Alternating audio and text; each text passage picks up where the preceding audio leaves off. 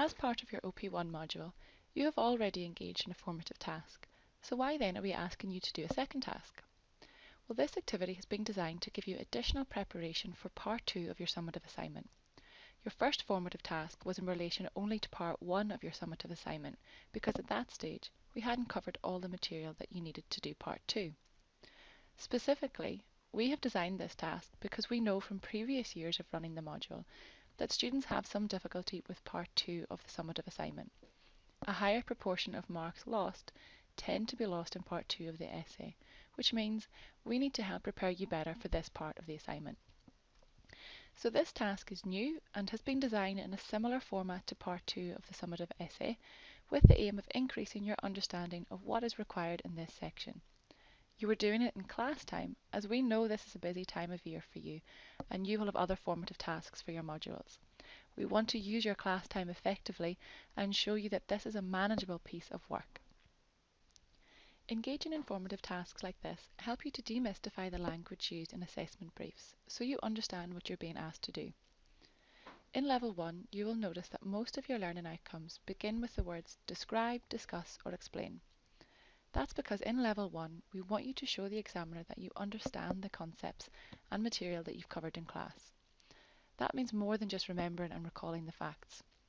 As you progress in the programme and as you learn more and develop your knowledge and skills, you'll notice that these action words in the learning outcomes change. That's because the expectations of what we're asking you to do will also change in line with your developing knowledge and skills. So it's really important that you understand what these words mean in the learning outcomes and how you can show you've achieved this.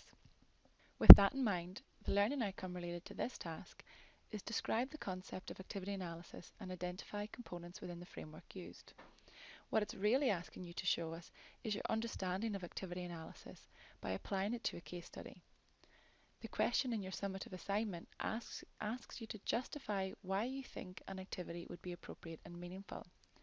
This means you need to show you understand activity analysis and its components by describing it and giving examples of how it can relate to the case study.